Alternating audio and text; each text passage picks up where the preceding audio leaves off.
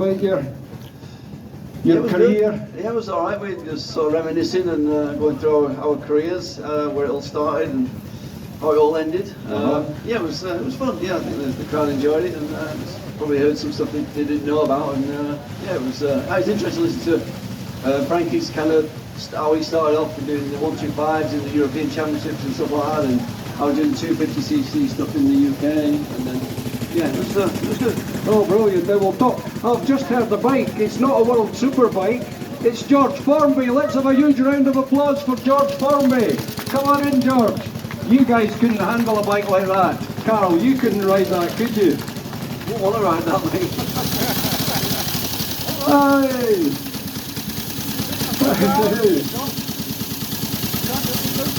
Oh, nearly there. It's not like the works Ducatis, but it's lovely. Lovely to see you. Right. Hey George, it's great to see you.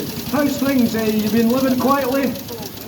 Oh, I've been having a great time, John. Been having a great time. Isn't it great to see these guys here? Absolutely. A big round of applause for these lads. Yeah. Have you ever raced against these guys? Many times. Oh yeah. Around the Isle I showed Karl how to do it. Oh, brilliant. So now with Frankie. Oh, fantastic. Now, I know it's a wee bit of maybe an impertinent, rude question, but yeah. How's the teeth? Oh, they're fine, John, fine. I went to the dentist this morning, no problem. It's an expensive, expensive business going to the dentist. Oh, you're not kidding, yeah? Yeah, you're not kidding. So you've obviously met these lads before? A few times, yes. Had the pleasure of meeting these guys, yeah. And it's always a pleasure to see you. So, are you going to give us a wheelie or a donut before you leave the paddock? I could do that, yeah, if you like, yeah. Yeah, do we want a wheelie and a donut from George? Didn't you hear that? Do we want a wheelie and a donut? Yeah, brilliant. I'll give you my best shot. Right, go on then. Anything else you want to tell us? What's happening with you? Well, we've been busy, you know, various events and that, promoting the wonderful film No Limit. I know it's a favourite of Karl's and also Frankie, I believe. So yeah, that's it. It wants remembering, and yeah, we get round doing that job. These guys are always going to like films about motorbikes because they're kind of handy on a bike, weren't they? Oh, just a bit. Have you seen them in action? Many times, yeah. Very and good, they kind of knew what they were doing. I'm not convinced they could ride this well, though. Well, I'm not sure they want to. No, exactly. So anyway, thanks again, George, and always a pleasure to see you, and keep this thing going, and everybody wants to see you wherever you go, and I know that you travel all over the shop with us. All over. So I'm just over there then, a nice little gazebo over there, John, if anybody wants a little photograph and a bit of fun. Yeah, and look after the Nashers. I certainly will. Oh, big round of applause for George Furby. Frankie, how are you enjoying your weekend here at Stafford? Yeah, I'm very happy to be here again. I was here, I think, before COVID, so now it's done, everything's, and we'll be back. I like to meet again Foggy. For me, we speak last night during the dinner, and I said my career is very similar than yours, but you win 4 times and they never win nothing. Yeah, he was 4 times world champion. Yeah. Now, talking about dinners, and you guys can tell me if this is true, is it true that you once met up in England here for a dinner and somebody gave you both a set of pair of boxing gloves? Is this true? It was true. And what was that all about? I couldn't possibly tell you. No, it's something old, something done, and people at this time are still working on like we are unfriended, but we fix everything. So the year later, what happened? Exactly. And we are very friendly, and also when I have a bad crash in 2006 in Misano during the test, Michela coming to me and she said it's time to stop. So it's like a family, you know. Yeah, I always think, guys, that what happens in the immediate aftermath of a race where you guys have put your neck on the line and you've really gone for it, always think it's a bit awkward when certain journalists and interviewers ask what could be considered a kind of daft question, you know, because your adrenaline's flowing and you've just finished racing, so sometimes you say things that you wouldn't say after you'd cooled down, if you know what I mean.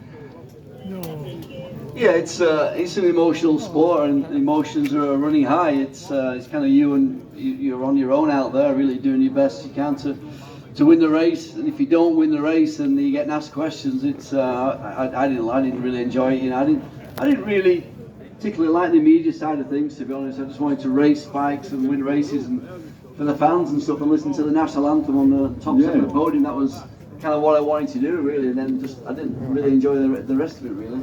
No, and I can imagine you're talking about hearing the national anthem at Donington, at the TT, or at Silverstone. And Frankie, you would be saying at Monza and places. Monza for me is a special place, you know. People call me the king of Parabolica, but I thought they called me that. King is Karl, but there is also king of Parabolica. I have a good moment, and I remember also when I win a race after going out in the second chicane in the middle of the last lap, and I overtake Karl in the Parabolica, and in the exit of Parabolica I overtake Aaron's Light, and I win just for 7 million. So for me it was fantastic, because also the week before in the Italian Championship I broke my right hand and the left feet. So I know Karl was stronger than me on this chicane, on the braking point, and I try hard to stop the bike, but I was not allowed. Do you remember that, Karl? Yeah, we had some great races at Monza. It's one of my favourite circuits ever. It's a shame that it's not used anymore. It's incredible circuit, really is, and had some great battles there with Frankie and Aaron Slight and Corsa and Edwards. Came around the last corner in 99 behind Edwards and just drafted him and just nosed in front by 0.004 of a second to win, did the double in 99. And I think Frankie's first World Superbike win was 95 at Monza. I was leading the race and started the last lap. The bike lost power, and I thought, oh no, and he came past, and I just nursed the bike home, and otherwise I would have won both races. Yeah. But it happened to me in the lap before, the same things.